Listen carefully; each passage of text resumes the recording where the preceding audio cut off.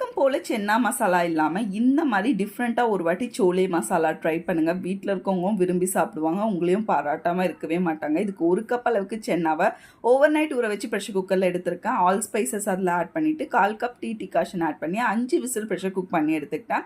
இப்போ அதே குக்கரில் 1 டேபிள் ஸ்பூன் எண்ணெயில் ஆல் ஸ்பைசஸ், 2 பொடிசாக கட் பண்ண ஆனியன், 1 ஸ்பூன் இஞ்சி பூண்டு பேஸ்ட்டு, 2 அரைச்ச தக்காளி ஆட் பண்ணி நல்லா எண்ணெய் பிரிய வதக்கி கொடுத்துட்டு 1 ஸ்பூன் மிளகா பொடி, 1/2 ஸ்பூன் மஞ்சள் பொடி, 1/2 ஸ்பூன் அளவுக்கு சோலே மசாலா, உப்பு தேவைக்கேற்ப ஆட் பண்ணி நல்லா ரா ஸ்மெல் போக மிக்ஸ் பண்ணிவிட்டு கைப்பிடி அளவுக்கு சென்னாவை நல்லா அரைச்சி இதோட சேர்த்து நல்லா மிக்ஸ் பண்ணிவிட்டு வேக வச்ச சென்னாவை அந்த தண்ணியோடு சேர்த்து ஆட் பண்ணி நல்லா மிக்ஸ் பண்ணி கொடுத்துட்டு ஒரு கொதி வந்ததும் கொஞ்சமாக கஸ்தூரி மேத்தியை க்ரஷ் பண்ணி ஆட் பண்ணிவிட்டு 3 விசில் ப்ரெஷர் குக் பண்ணி எடுத்திங்கன்னா சோலே மசாலா ரெடி. இப்போ தாளிப்புக்கு 1 டேபிள் ஸ்பூன் பட்டரில் ஒரே ஒரு ஸ்லிட் பண்ண பச்சை மிளகா, 1 இன்ச் அளவுக்கு இஞ்சியை சாப் பண்ணி ஆட் பண்ணி தாளித்து கொட்டிங்கன்னா ஒரு சூப்பரான சோலே மசாலா ரெடி.